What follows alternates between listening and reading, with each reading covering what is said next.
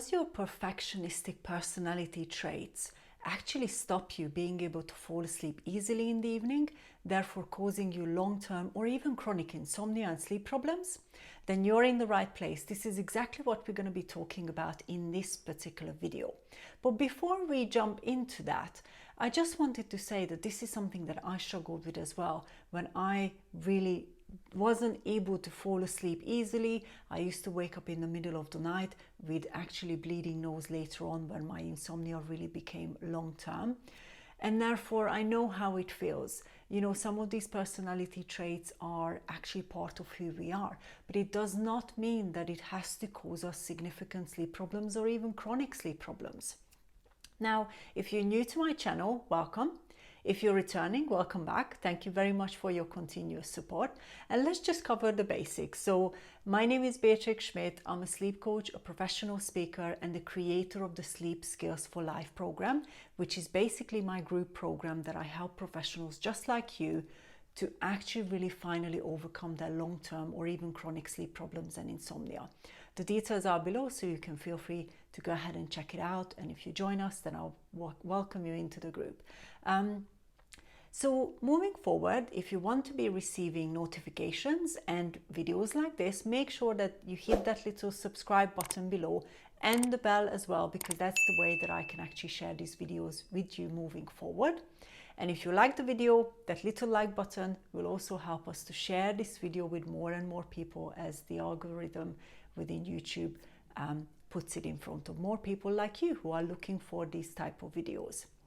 Now that we covered that, let's go into this topic of perfectionism, how it even relates to long-term or chronic sleep problems and insomnia, and what might be the first steps that you can put in place so that you can start actually overcoming these long-term sleep problems that you have. You know, sleep problems don't often disappear overnight, especially when you've been struggling with them for a period of time. So it's important to really look at it from a practical perspective and really looking at how you can actually help yourself to develop those skill sets, what I call sleep skills, so that you don't have to continue struggling for longer. So the first thing I wanted to say within this video is that there are many different personality traits that are there to either help us or maybe actually prevent us from being able to get really good quality sleep continuously and consistently. So within my program, I cover 16 different personality traits. But in this video, we're just going to focus on perfectionism as one. This is something that a lot of clients come to me with and say to me, either at the beginning of our work or when I actually have a complimentary session with them. Now, perfectionism isn't something that never changes. So if you are labeling yourself as a perfectionist, then I would start with inviting you to really look at it as a scale rather than you either have it or you don't.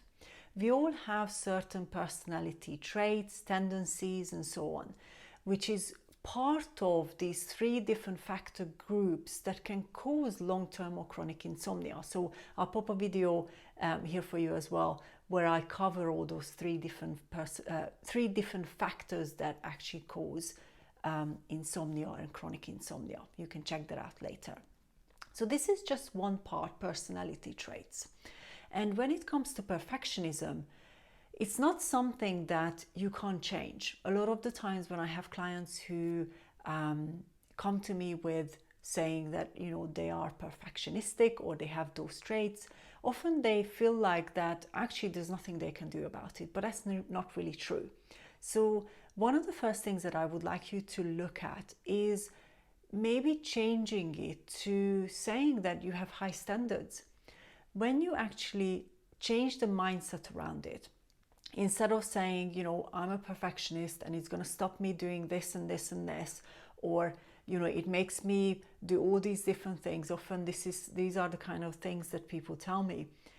It's really important to know that perfectionism itself, it's not something that you cannot be in charge of. This is not about controlling. This is actually learning to work with who you are as a human being, taming that perfectionistic trait, which is very much what I've experienced over the years when I was pretty much struggling with insomnia, and then really looked at how this perfectionism was not really helping me.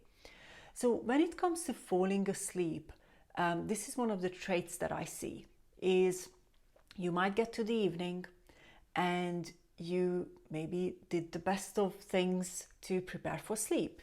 You might even have a list of things that you go through. Again, that's kind of a perfectionism trait too, when you have literally a very rigid set of things you might do before going to bed. So that might not be helping you either. And then you get to bed or get to go into your bedroom, and that's when maybe those thought patterns come up. That's when maybe when you're turning the lights off, actually you start remembering the things that you perhaps didn't do well. This was definitely one of the things that I really struggled with. I used to revisit all my mistakes. As a perfectionist, you might actually think that you got to fix everything pretty much straight away. But it's not a problem if you make mistakes. It's more about how you deal with the mistakes that you might have made. Or the other version within perfectionism I see is that you actually start projecting into the future and perhaps map out all the different scenarios that might happen within a certain scenario. Let's say maybe you have a meeting coming up tomorrow and you're starting to actually look at, well, what if this happens and what if that happens, and I must make sure that I prepare perfectly. I must make sure that I deliver whatever I need to deliver perfectly. That can cause a lot of anxiousness, nervousness, and a lot of pressure. So of course, now you've gone to bed, your mind has taken over, you actually started thinking about all these different things. Often what it means, it also creates emotions and the physicalities of stress or tension in your body, and now you're not able to fall asleep. So when you're seeing these step-by-step things that actually happen, in your case, you might not actually see them yet, which is very much what we do within the program, is really helping you to become very much self-aware about what are these cause and effects that might happen. So if you are becoming self-aware of them, then what do you do about it? Now, one of the first things is this mindset change that I mentioned earlier. Instead of putting a huge amount of pressure on yourself to be perfect or do everything right all the time, why not approach it from this perspective of kindness and compassion towards yourself? You know, we all make mistakes sometimes, and we don't have to take it out of proportion. If you make a mistake, you can put your hands up, apologize for it, and learn from it, rather than completely self-punish yourself over it, which is again one of the traits that I see with perfectionism as a personality trait. So the first step is really shifting the mindset to, okay, maybe I didn't do it as well as I thought, but actually really recognizing the things that you did well. And maybe parts of that scenario, project, or whatever that comes up in your mind, what are the parts that you have done well? This is never about either not doing anything well at all or doing everything very well. There's always different things in that picture. So the first one is recognizing the bits that you've done well, or the things that you've actually really succeeded in. And then the next part is giving yourself the permission to actually rest. Again, with perfectionism, a lot of the times what I see is people keep doing more and more and more and more things just before they go to bed, meaning that actually by the time they go to bed, their mind is completely awake. Therefore, you haven't really prepared for sleep. So when we talk about preparation for sleep, this is very much what you would need to do, is really look at that mindset change and look at how you prepare for sleep by giving yourself the permission to rest and focus on sleeping, rather than, well, let's just see what happens, and if something comes into my mind, I might as well think about it. And these are practices. They don't come easy overnight. I know that. It took me quite a while to fine-tune this for myself. But going to bed and really leaving the day behind is a skill that you can develop even as a perfectionist, when your mind might be taking over. It's really training your mind to let go. And often with perfectionism, what tends to come as well is hanging on to things. It's just doing one more thing, or I just need to finish that, or I've forgotten this, I'm going to go do that right now. So there's a lot of stress and control in that. But what if you just give yourself the permission to rest well? You're going to have a better day the next day. So shift from this idea of always everything right to high standards. Now, I know I have high standards, so when I do something, I want to do well, but I don't punish myself for the things that I haven't. And I think this is one of the biggest things in this link between perfectionism and not being able to fall asleep. Where are you either maybe criticizing yourself or punishing yourself, or maybe even projecting things to the future that might not even happen? So what I wanted to do in this video is raise this idea of how you can transition from perfectionism into this welcoming idea of high standards, but without that punishment piece. And how can this help you to fall asleep easily? Now, when I work with a client who have these perfectionistic traits, one of the first things we need to do is help the body and the mind to let go of the day. Really let go of the day. So when you turn the lights off, your mind doesn't take over and end up going to either look back at the day or project things in the future. So the preparation for sleep itself is really important for you. Now, this often means that you need to create space for it. So with perfectionism, again, one of the things I see is you tend to do one thing after the other, after the other, after the other, leading up literally to the time maybe when you have to go to bed. Or maybe you even exceed that time and you go to bed later. So boundaries will play a role here too.